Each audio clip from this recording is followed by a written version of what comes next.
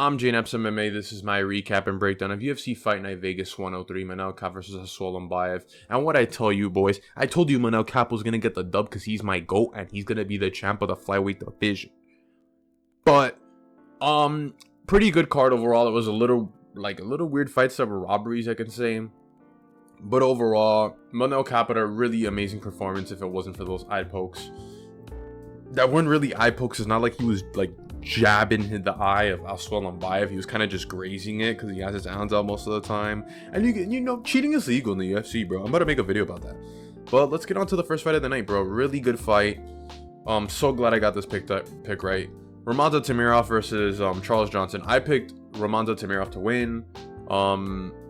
In the first round, Temirov did really good with the spin kicks. He had a lot of output in the fight.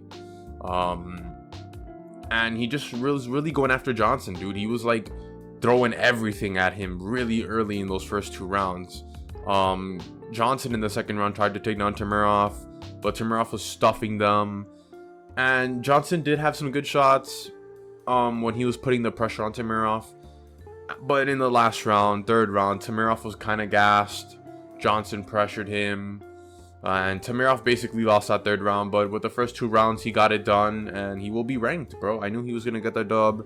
He's young and up-and-comer, and he's pretty good. We move on.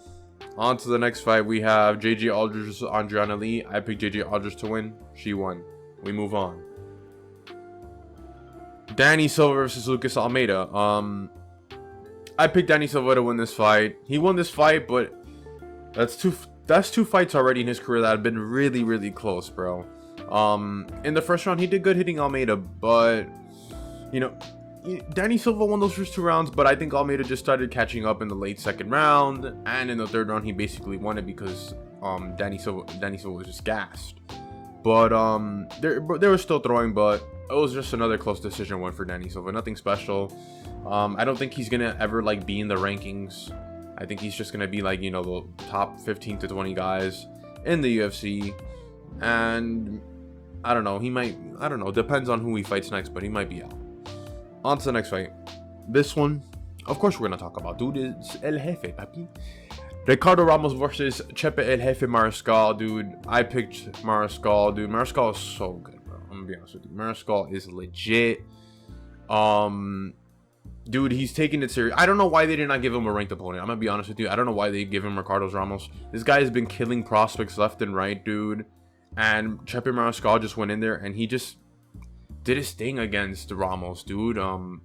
He's so tough and he breaks his opponents down, and he did that against Ramos. And he has a chin too, because Ramos threw a spinning elbow that hit him nasty, and he ate that.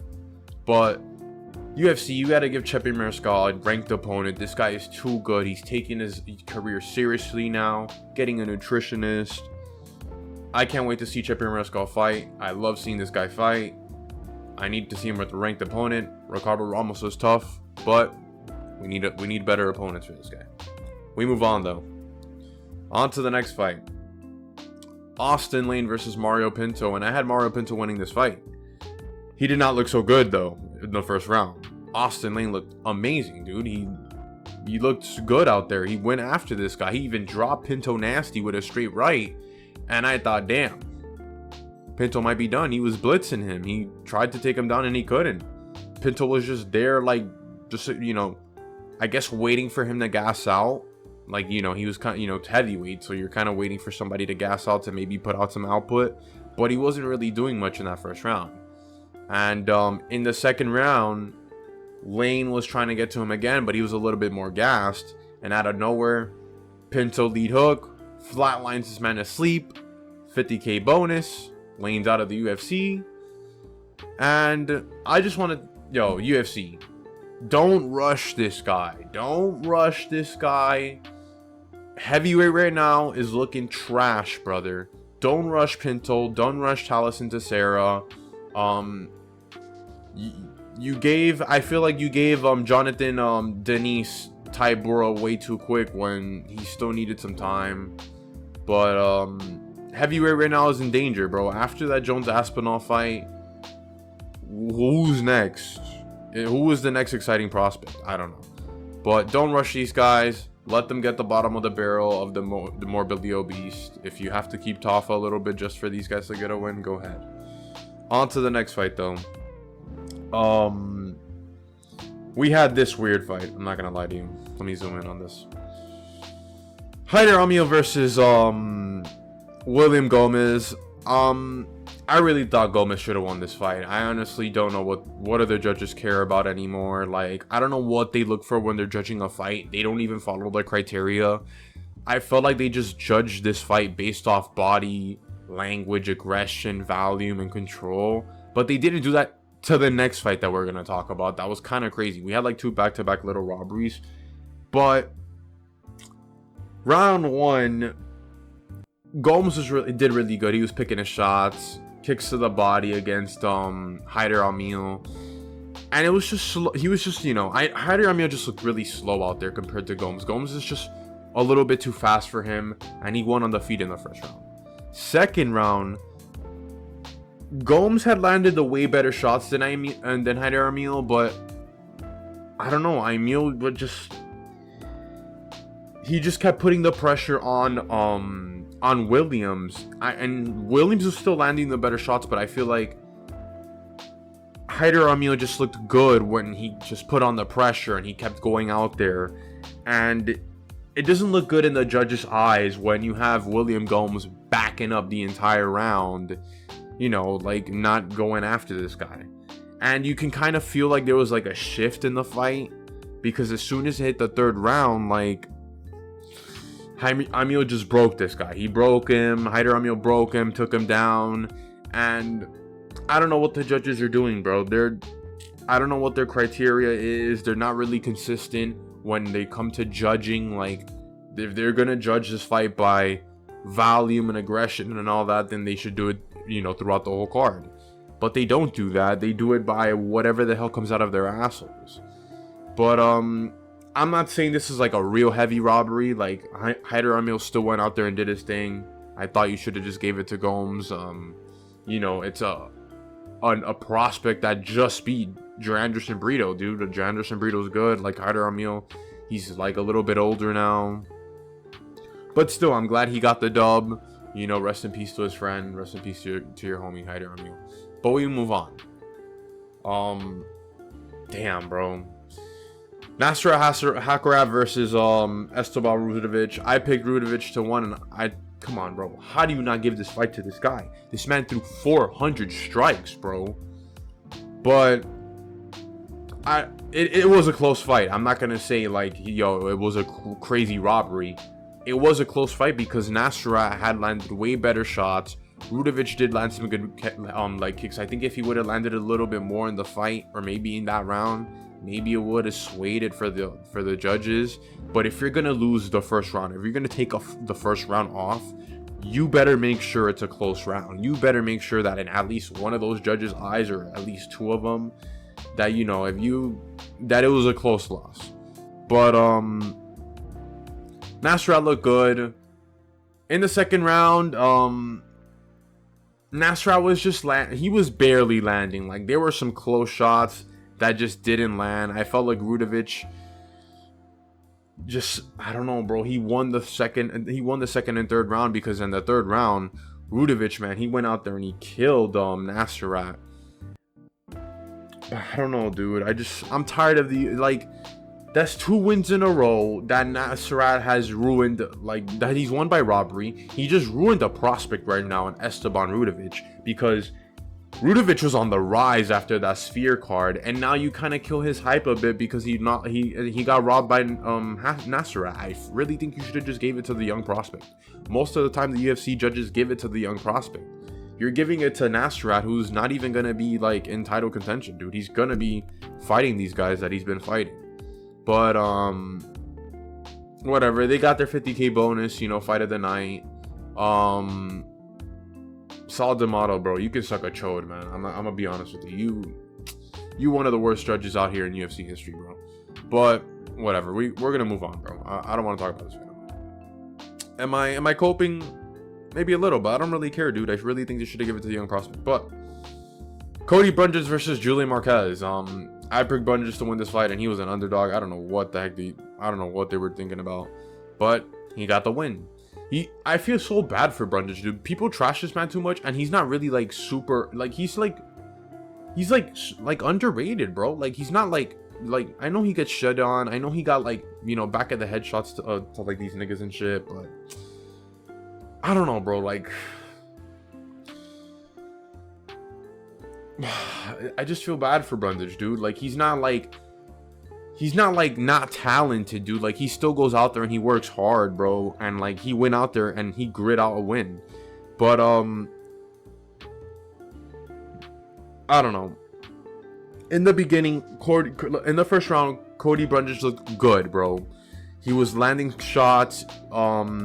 There were some moments where Julian Marquez was beating the crap out of Cody Brundage. Like Cody Brundage started off good, but then Julian Marquez came out of nowhere. He knocked out Cody Brundage's mouthpiece out, and they kept swinging. And then, Marquez went out there, and he almost had Cody Brundage in an arm guillotine. And I'm like, damn, Marquez is out here killing Brundage. But then they get back up, and Cody Brundage goes and he knocks out Julian Marquez's mouthpiece out. So now they both have their mouthpieces out. And I get that you don't want to have like teeth flying in the octagon. You don't want to, you know, you kind of want to make this, you know, so. But the judge, like Cody Brundage throws a punch and the ref immediately stops it and makes them put their mouthpiece on. And that completely shifted the momentum of the fight. Like, and you can't really do that. Like, you gotta wait until like there's a little bit more of a pause, like where they're not kind of swinging at each other, to then break it off for them to get their mouthpiece off. Because I feel like that kind of changed the momentum of the fight there. It went to Cody Brundage a bit, and from there Cody Brundage he took that momentum and he won the fight. He rocked Marquez, hit him with the right, had follow-up shots. And I get it's like it's a low-level middleweight fight. Nobody really cares. You're not, you know, like UFC don't really let nobody even die on their shield like that. Let's be honest right now. But it was still a pretty good fight. Julian Marquez is gonna get caught. Great win by Cody Brundage. Let's get on to the most important fight of the night, the main event. My boy Manel Kape, bro. My boy Manel Kape getting win. I picked Manel Kape to win, bro, and I knew he was gonna win. I've made a whole bunch of flyweight videos, bro. Like, I love the flyweight division. I love seeing these little men scrap, bro. It's like, they're so fast and they're warriors out there, dude. I really like that Almabayev as well, dude. He was a nice young up-and-coming prospect. But he's not as skilled as Manel Kape. And Manel Kape had just an amazing performance, dude. I felt like the eye pokes kind of ruined it. But it's not like he was jabbing this man's finger into, like, if you're like blasting a chick. He wasn't doing that to like Almabayev. He was just like grazing his eye a bit, and I feel like Asul might have felt something, and he just like got like, you know, he just panicked, or like, I don't know, dude. He just started running away like crazy. But part of the rule is you cannot have your back towards your opponent and run away. And dude did that in the third round, and I thought he was like Usain Bolt. I thought he was Usain Bolt running around the cage at full speed. I was like, bro. But I still thought Manel Kape had a really great performance, dude. There were the eye pokes were some of them were pretty bad, dude.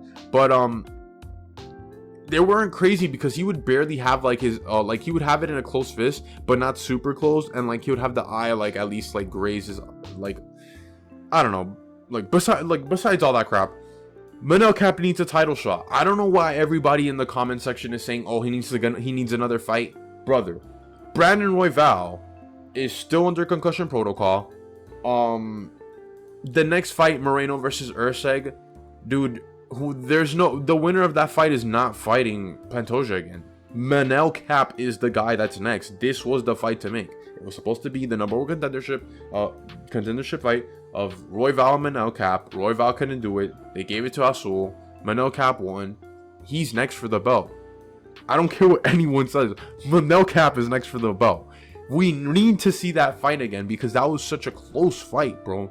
That fight against Pantoja in their first fight was so close. And the amount of hype that Manel Kape has now, the fact that he's had 2 good performances already, I feel like if they would have gave him the the title shot against Bruno Silva, the hype would have been a little bit more crazy, but now you have 2 wins against one young up-and-coming prospect that's really good in Nasrat, and you beat the living crap out of Bruno Silva. Bro, he has to get the title shot now. But, basically, story of the fight, Manel Kape just stepping through follow, and always was just, you know, ahead of Almabayev on the feet, bro. Almabayev doesn't really switch like that on his stance like that. So, Manel Kape was going to figure this guy out real quick, and he had a great game plan for it. But, you know, just, Almabayev was just uncomfortable out there in that fight. And, credits to Almabayev for having a chin, because there was some, like, shots that he was taking, running away from Manel Kape, not knowing where they're coming from. But just the last round, Manel Kape just hitting Almabayev. Yeah, he grazed the eye or whatever that happened. He started running like a little girl. Then he stopped and he tried to like shoot for a takedown after he like got hurt a bit. I feel like if the ref would have stopped it when he was running away, because you know that's the rule, like you can't run away from your opponent, that would have been better. But whatever, he shot a takedown, but it didn't really matter because Manel Kape had won the first 2 rounds, bro. Asul did have his moments, but Manel Kape is just better, dude. Tonight, Manel Kape, bro, I'm gonna glaze this guy. I don't care. I'm gonna glaze Manel Kape, dude. I glazed him in my last video, and I posted it on my TikTok, and he reposted and followed me, dude. I love Manel Kape. I'm a huge fan of him. He's gonna be the champ of this flyweight division, dude. I see it. This man has amazing takedown defense. That's one thing that you need against Alessandro Pantoja. He has great striking, great, quick, fast striking. He has a game plan on the feet for every single opponent. He has a gas tank, dude. He's been fighting 5 rounds and risen already, dude. That first fight against Pantoja was really close. It was a split decision, dude. I want to see this fight again, and I think Manel Kape has a chance of taking out Pantoja, dude. I really do think that. UFC has to make this fight, dude. Manel Kape is just on another level, bro. I love watching Manel Kape's fights, dude. I love it. I can see him with that belt. He'd be a really entertaining flyweight. You could give him new opponents, bro. You could give this. You can, if he wins, Makayev. You bring back Makayev, bro. Bring back Makayev so Manel Kape can beat that man's ass, and then he starts his title run, bro. That's what the UFC needs to do, bro. I'm JNaps MMA. Like and subscribe. And I'm out, bro. Manel Kape is the GOAT. Stop playing with him. Manel Kape is the GOAT.